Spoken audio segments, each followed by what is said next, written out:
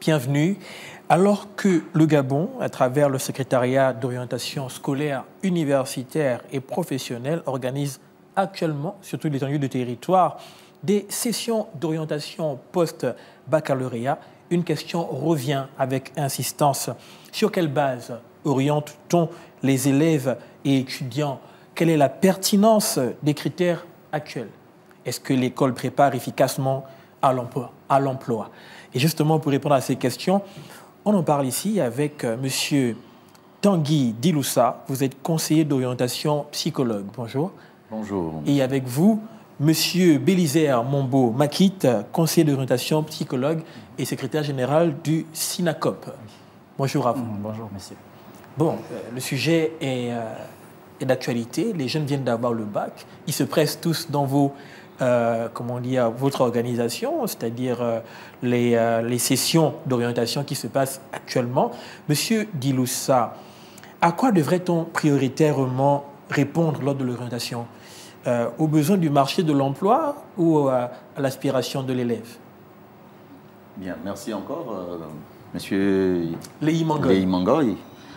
Alors, pour répondre à votre question, on va dire que on va répondre prioritairement aux besoins du marché, mais tout en tenant compte aux aspirations de l'apprenant. Pourquoi les besoins du marché? Parce que, tout simplement, nous formons nos jeunes pour l'employabilité. D'accord. Et dans le cadre de l'employabilité, c'est l'État qui offre ce marché de l'emploi. Donc, nous ne pouvons pas orienter les apprenants sans tenir compte de la situation, des aspects socio-économiques du pays. Et en ce moment, nous écoutons beaucoup le président de la République, chef de l'État, chef du gouvernement, son Excellence Brice Clotaire Oligui Nguema, qui initie toute une transformation, tous les projets de transformation et de construction pour notre pays. Et là, nous avons cette grande décision qu'il a prise de mettre en avant le domaine minier, le domaine agricole, le domaine du numérique.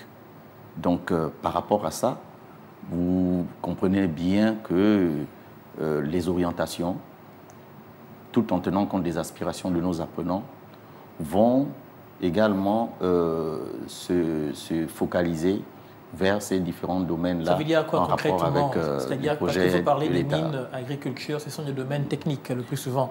Est-ce que ça signifie que dans les années, dans le bac 2026, peut-être pas cette année, mais le bac 2026 par exemple, on aura 80% de séries techniques par exemple? 80% de séries techniques, c'est peut-être trop s'aventurer. Parce qu'il faut retenir, pour répondre aux besoins, pas seulement des séries techniques, mais il y a également des séries scientifiques. D'accord. Et il y a des séries professionnelles. Donc, en gros, ce qu'il faut retenir, c'est que les orientations vont se faire justement en emmenant les apprenants à s'intéresser à ces filières rattachées à ces domaines-là. Monsieur Makit, on a eu cette année combien de bacheliers environ? Vous avez le chiffre? Non, le chiffre exact, non, parce que... Des dizaines de milliers. Mais oui, si on va selon ce que M. Diloussa vient de dire, ça signifie qu'une grande partie de ces élèves ne rentrent donc pas dans le plan du chef de l'État.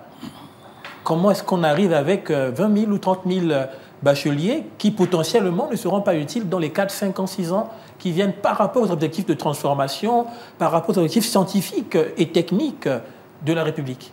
Ok, je vous remercie. Bon, comme il le disait déjà, il y a il y a une orientation économique qui a été mise en place par le gouvernement. Et cette orientation, c'est-à-dire l'orientation post-bac, ne devra pas prendre effet cette année. Parce que dire qu'on va combler tous ces manquements dans ce domaine, ça va être, disons, un peu utopique. L'idéal, c'est déjà de préparer les élèves lors des premiers paliers d'orientation. Parce que lesquels sont? En ce qui concerne, disons, l'enseignement général, nous avons la troisième. Donc, au niveau de la troisième, suivant les orientations données par le président de la République, nous avons l'enseignement technique. Donc là, c'est lorsque... Et l'enseignement technique, c'est lorsque nous sommes un peu, disons, moyennement performants dans les matières scientifiques pour être orientés au niveau de la STI. Donc ce que vous dites, c'est que le projet commence donc maintenant pour ceux qui sont en troisième. Oui. Théoriquement. S'il faut le faire avec toute la rigueur. Mais maintenant, je me pose la question. On a eu la zone économique d'un coq qui remonte à plusieurs années. On a parlé depuis longtemps déjà. On n'a pas attendu forcément les autorités actuelles pour parler des challenges de l'employabilité, de l'aspect scientifique et technique dont on a besoin pour une industrie qui parle d'industrie. Très souvent, il s'agit d'ingénieurs et donc de personnes qui ne sont pas littéraires forcément. Mais pourquoi est-ce qu'on a l'impression que l'orientation n'a pas changé depuis cette époque jusqu'à maintenant? Bon, déjà, il faut définir les acteurs de l'orientation. Si on le faisait de manière rationnelle, on a les conseils d'orientation psychologues qui s'occupent des... Donc vous faites partie. Voilà, qui devaient s'occuper de l'orientation. Mais n'oublions pas que derrière, nous avons également le parent. Parce que comme nous n'avons pas encore une connaissance assez aiguisée pour les métiers techniques et pour les métiers professionnels, lorsqu'on oriente un enfant vers l'enseignement technique ou encore vers l'enseignement professionnel ou encore la formation professionnelle, nombreux sont ces parents-là qui s'opposent. Si vous allez du côté d'un coq, mais coq, en fonction de certaines spécialités, il y a des endroits où nous avons besoin de 1000 candidats, mais nous avons à peine 300. Donc vous comprenez bien que pour combler le marché, ça va être très très compliqué. L'orientation, oui, nous avons nos élèves, mais malheureusement, derrière ça, nous avons également d'autres acteurs qui influencent l'orientation au Gabon. D'accord. Donc, M. Dilussa, ce que j'écoute M. Maki dire, c'est qu'on peut orienter des enfants, mais un des facteurs qui peut, on va dire, compliquer, c'est potentiellement les parents, en dehors de l'enfant lui-même. Mais comment on arrive à bâtir un pays comme ça? Comment est-ce qu'on arrive à combler les 300 postes dont il a parlé, ou les 10 000 ou 20 000 postes dont on a besoin dans le futur? Bien, merci. Il faut déjà savoir qu'au niveau de la question de l'orientation, il y a l'information.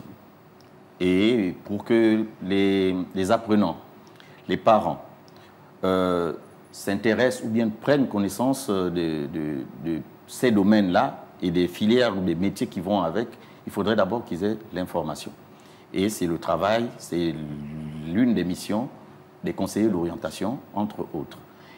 Malheureusement, comme le disait M. Makit, c'est qu'il y a des parents, par exemple, qui estiment que mon enfant, pour le moment, ne peut pas aller dans l'enseignement technique parce que le lycée technique était un lycée dédié, comme à l'époque on le disait, pour des voyous.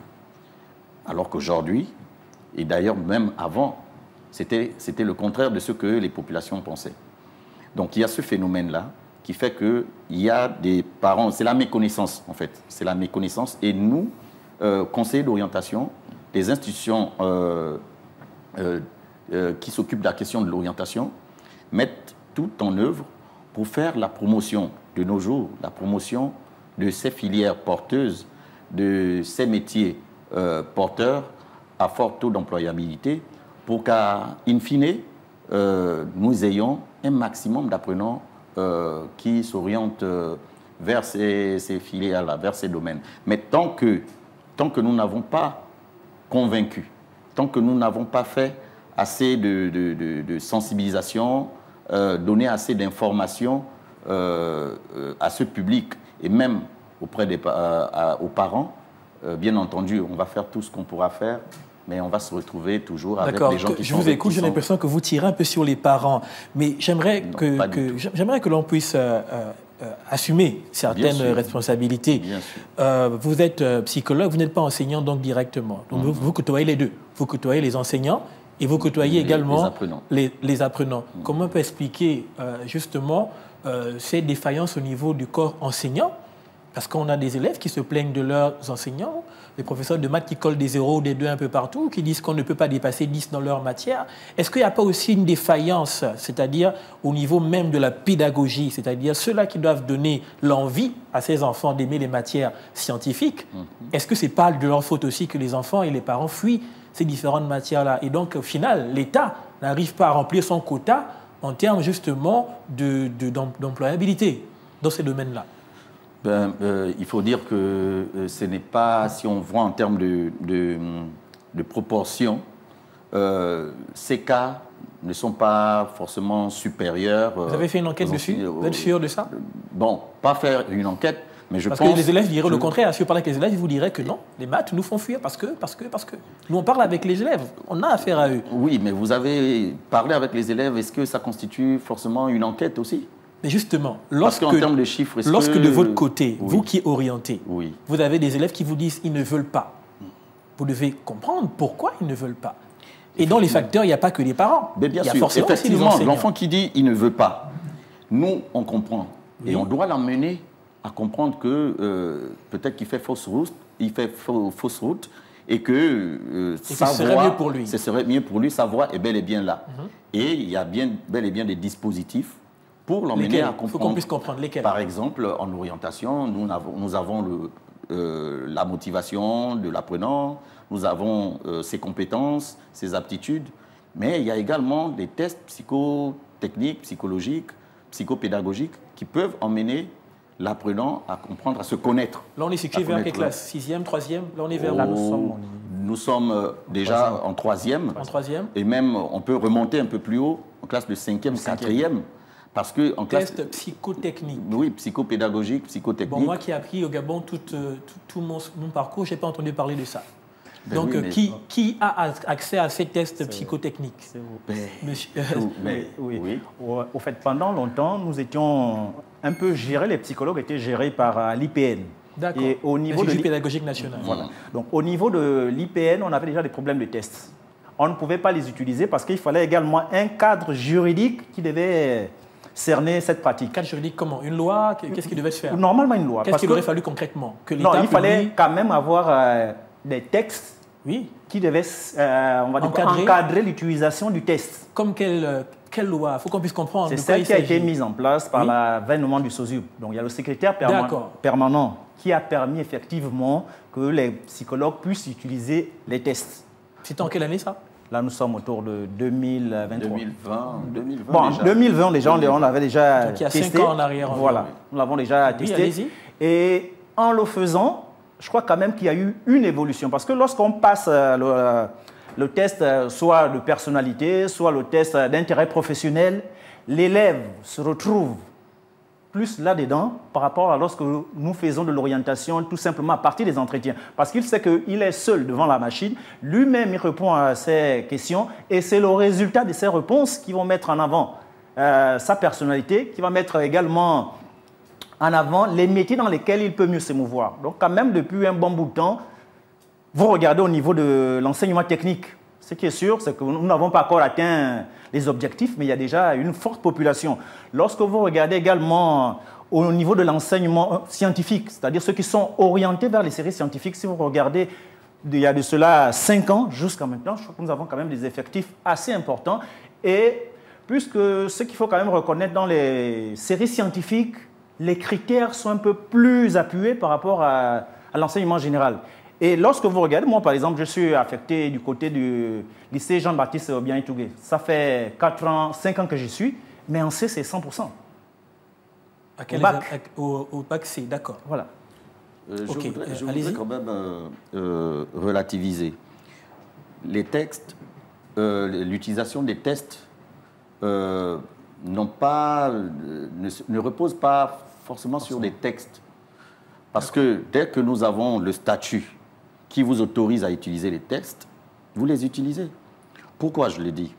Il y a quelques années en arrière, pour le concours d'entrée à IAI, ce sont les psychologues, l'Institut africain d'informatique, ce sont les psychologues qui faisaient passer les tests psychotechniques à ces étudiants-là.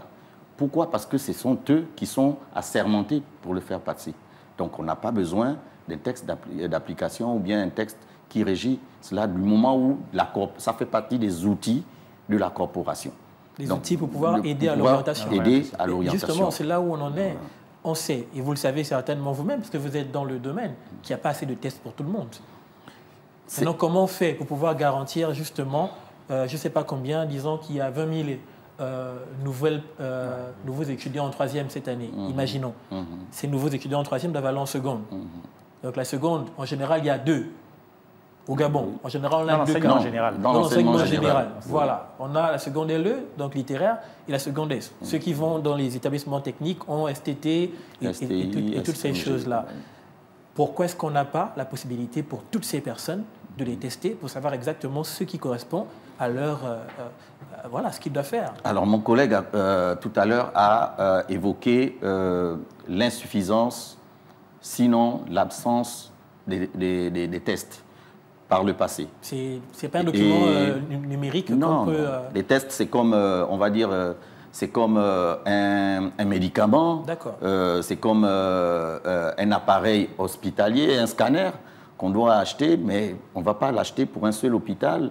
On doit l'acheter pour tout, on va en procurer à tous les hôpitaux, on va dire. Donc, et les tests ont un coût. Bon, il s'avère que... Qui fait ces tests? Qui constitue ces tests-là? Ce sont des laboratoires. Ce sont des laboratoires gabonais? Nous n'en avons pas encore. Nous n'en avons pas encore. Pourquoi on ne commencerait pas par composer ces tests au niveau local? C'est en train d'arriver petit à petit. D'accord, mais justement, si on n'a pas d'argent, on peut commencer par concevoir ici. Je pense que le chef de l'État que vous avez cité tout à l'heure, sa politique, c'est justement ça, de pouvoir tout ramener au niveau local. Au niveau local, mais la constitution la conception d'un test obéit à un certain protocole. Et ce protocole, ce n'est pas tout le monde qui est emmené à l'appliquer. Donc au SOSUP, on n'a pas des gens capables de pouvoir élaborer ces tests-là, présentement? Présentement, si, il y a des concepteurs, mais on va dire, il y a des concepteurs, il y a des tests qui existent déjà, et ce qu'il y a lieu de faire, pour le moment, il faut les contextualiser. D'accord. D'accord. Et ça, il y a du personnel pour le faire. Il y a des spécialistes qui sont là déjà pour le faire. Alors, s'agissant des tests, il faut aussi reconnaître que pour orienter les apprenants, il n'y a pas que les tests. Parce que les tests, ça a été parmi ceux que nous avons cités. C'est un complément. C'est en complément. D'accord. Il y a des entretiens, il y a les performances de l'apprenant, il y a également plusieurs autres outils pour orienter. Par exemple, nous avons depuis 2 ans ou 3 ans, nous organisons le Salon national de l'orientation depuis 2 ans. Qui a eu lieu en février cette année, je pense. Oui, qui a eu lieu en février. Ça fait partie des outils de l'orientation. Nous avons en établissement des excursions, des visites en entreprise. Ça fait partie des outils. Qui était concerné par ce salon justement en février 2025?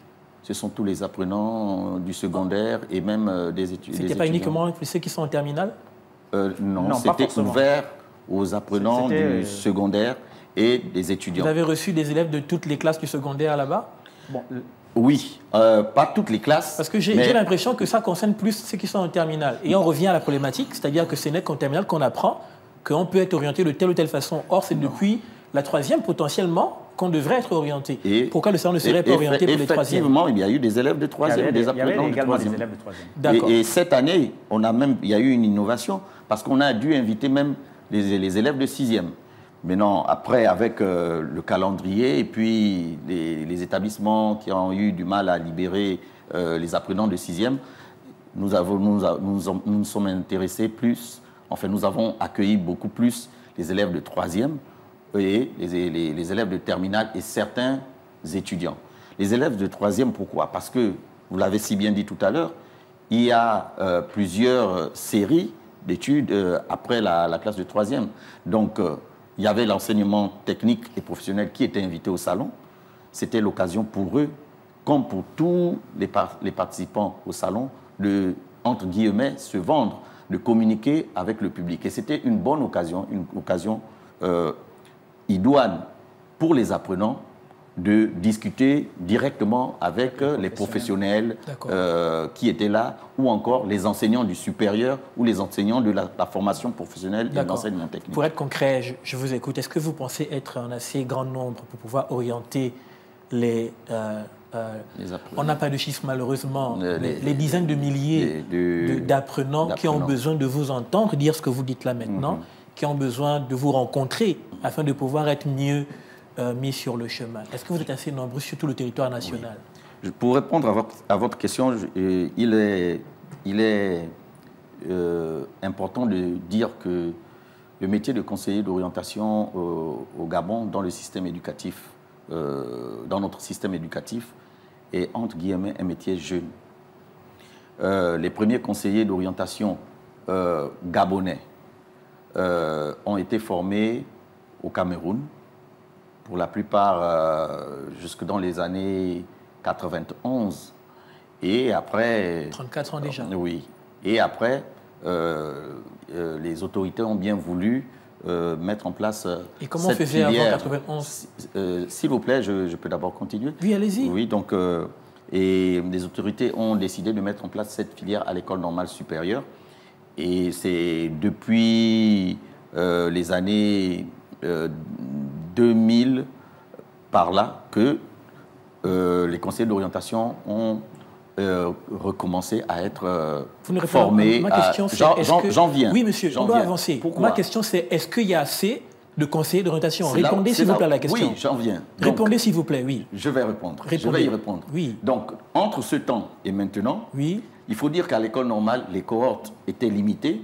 Et aujourd'hui, pour répondre à la question, nous ne sommes pas encore... Le quota n'est pas... Donc, qu'est-ce qu'il faudrait faire pour que vous soyez... à peu près 600 ou 500 conseillers pour tout le territoire national. Et si vous voulez bien le vérifier, même ici à la capitale, il y a des établissements qui ne sont pas encore pourvus de conseillers d'orientation. D'où le fait que moi, comme je vous ai dit, étant plus jeune, je n'ai pas croisé forcément de conseillers d'orientation. Oui, d'accord. Maintenant, la collaboration, il nous reste 5 minutes. Après, ça dépend d'où est-ce que vous étiez aussi. J'étais dans un lycée privé. La collaboration entre vous et les enseignants. Parce qu'on a l'impression qu'on met tout sur l'élève. C'est de la faute de l'élève s'il n'a pas pu trouver le bon choix, le bon filon, on va dire. C'est de la faute du parent de l'élève, comme vous l'avez dit tout à l'heure. Mais on ne parle pas assez des enseignants. Est-ce que vous avez, dans votre système de collaboration, parce que vous êtes dans un établissement, il y a un proviseur, il y a un directeur, je suppose qu'il y a des réunions, il y a une manière de travailler avec le corps enseignant. Est-ce qu'on ne pourrait pas trouver une façon aussi, M. Makit, de pouvoir un tant soit peu dynamiser du côté du corps enseignant, ce qui permettrait à ces gens de pouvoir aider les jeunes à pouvoir être mieux motivés pour faire les matières en question dont on parle, scientifiques, techniques, etc. Oui, ce qu'il faut comprendre, c'est qu'en début d'année, nous avons souvent des réunions avec l'administration et tous les enseignants. Et le proviseur, dès les proviseurs qui veulent bien le faire, dès les premiers jours, présente les orientations de l'année. Et on sait que depuis quelques années, c'est faire en sorte que nous puissions avoir de nombreux scientifiques. Lorsque la collaboration est bien établie, nous n'avons pas souvent ce problème parce que tout à l'heure, vous parliez de certaines performances dans les matières scientifiques. Avec la fiche d'orientation, on peut évaluer l'enfant sur plusieurs années. D'accord. Voilà. Donc, cette année, il peut avoir quelques difficultés avec son enseignant de mathématiques, mais si on se rend compte que les années avant, cet élève était plutôt performant dans les matières scientifiques, on peut non seulement nous rapprocher de son enseignant principal, mais également faire en sorte que nous puissions discuter avec son professeur de maths. Parce que le problème... Vous pouvez donc parler avec un professeur quand vous remarquez qu'il y a un souci. Lorsqu'il y a un souci, nous pouvons effectivement convoquer un enseignant, pouvoir échanger avec lui. Et pourquoi pas, puisque nous apportons également une aide psychopédagogique. Oui. Nous pouvons également dire à un enseignant, par exemple, cette façon d'enseigner, les méthodes peut-être utilisées ont du mal à passer auprès des élèves. Et lorsque la collaboration est vraiment franche, il n'y a pas souvent de soucis. J'ai un dernier point à aborder. On va commencer par vous, on va finir avec monsieur Diloussa. Vous remarquez, vous constatez comme moi que chaque année, il y a un grand engouement de la part des jeunes bacheliers pour les concours de certains établissements qui mènent certainement à la fonction publique. Ils sont nombreux, 5 000, on entend 5 000, 10 000 qui ont postulé à ces concours. Et on comprend qu'il y a une tendance vers justement la fonction publique qui remonte à bien longtemps. Et donc, sachant les objectifs que nous avons dans le pays avec les autorités actuelles, comment est-ce que vous, en tant que conseiller en orientation, vous qui êtes donc au fait de ces jeunes-là, parce que ces jeunes en question, le plus souvent, ont été orientés ailleurs, mais après, ils vont faire des concours pour rentrer ailleurs. Comment est-ce qu'on peut inverser la tendance? Ce qu'il faut d'abord comprendre au départ, comme il le disait, il y a une réalité socio-économique. Nous sommes dans une population où près de la moitié sont issus des familles défavorisées. Donc lorsqu'ils ont une opportunité pour avoir de l'emploi, eh bien, on a souvent cette tendance à se lancer là-dedans. Maintenant, s'il faille renverser la courbe, mais c'est faire des meilleures propositions ailleurs. Lorsque ces jeunes... devant eux, nous allons présenter d'autres opportunités. nombreux sont ceux-là qui ne vont pas se tourner vers la fonction publique. Monsieur Diloussa. Alors, effectivement, il y a ce problème d'opportunité à saisir, parce qu'effectivement, pour les parents, l'enfant, lorsqu'il est à l'école, on est à l'aise lorsque l'enfant a trouvé un emploi.